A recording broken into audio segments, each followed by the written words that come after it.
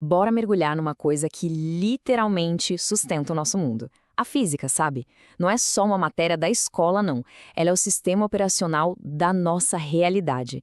Desde como um celular funciona até porque o sol brilha, tá tudo nesse mapa. E hoje a gente vai desvendar ele juntos. Olha, é muito fácil esquecer o quanto o nosso dia a dia depende da física.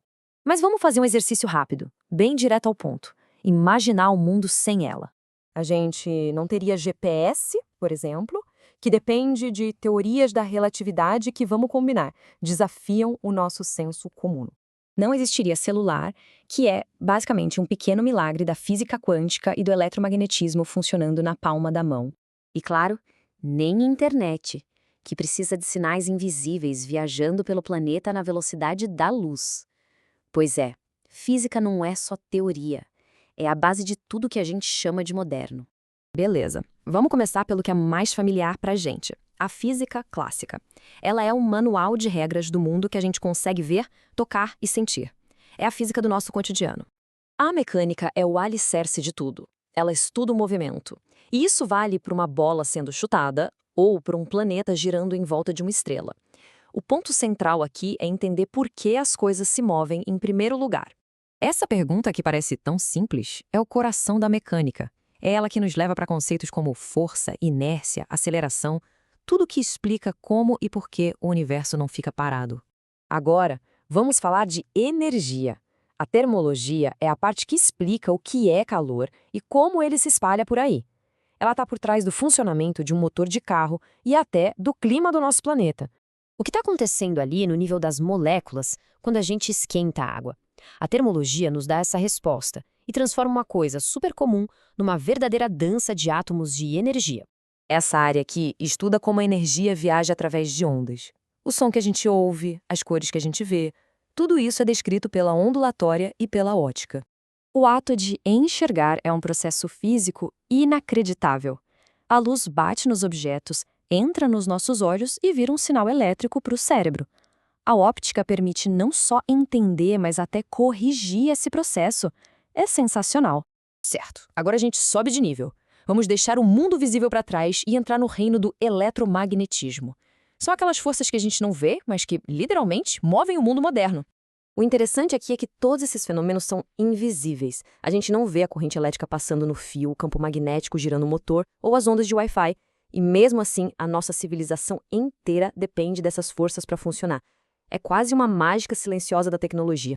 Lá no comecinho do século XX, a física clássica começou a esbarrar em problemas que ela simplesmente não conseguia resolver. Para explicar o que era muito, muito pequeno e o que era muito, muito rápido, foi preciso criar um conjunto de regras totalmente novo, a física moderna. Então, bem-vindos ao mundo subatômico. Aqui, as regras são bizarras. As partículas podem estar em vários lugares ao mesmo tempo, sabe? Elas existem como ondas de pura probabilidade até a gente observar. Não faz o menor sentido no nosso mundo macro, mas é assim que o universo funciona lá no seu nível mais fundamental. E aqui vem o ponto principal. Essa ciência que parece tão abstrata é o que tornou a revolução digital possível. Os semicondutores, que são o cérebro de todos os eletrônicos, só existem porque a gente conseguiu entender a física quântica. Aí veio Einstein e virou a mesa. Ele mostrou que o espaço pode se curvar e que o tempo pode passar em ritmos diferentes para pessoas diferentes. Isso mudou completamente o nosso jeito de entender a gravidade e o cosmos. E esse exemplo é fantástico, porque ele mostra que a relatividade não é só filosofia, não. Para um GPS funcionar direitinho, os satélites precisam ajustar seus relógios o tempo todo para compensar esses efeitos da relatividade.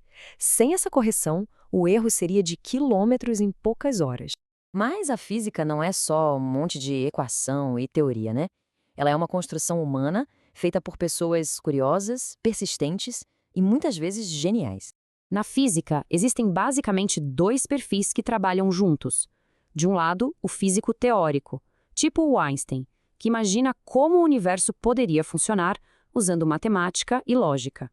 Do outro, o físico experimental, que constrói as máquinas para testar se essas ideias batem com a realidade.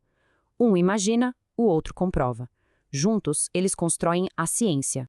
E essa construção toda não acontece por acaso. Existe um ciclo muito poderoso entre a descoberta científica e a aplicação na tecnologia. É um motor que não para de impulsionar o nosso progresso. Funciona mais ou menos assim, ó.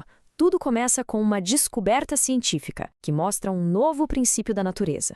Aí, a tecnologia pega esse princípio e cria alguma coisa útil.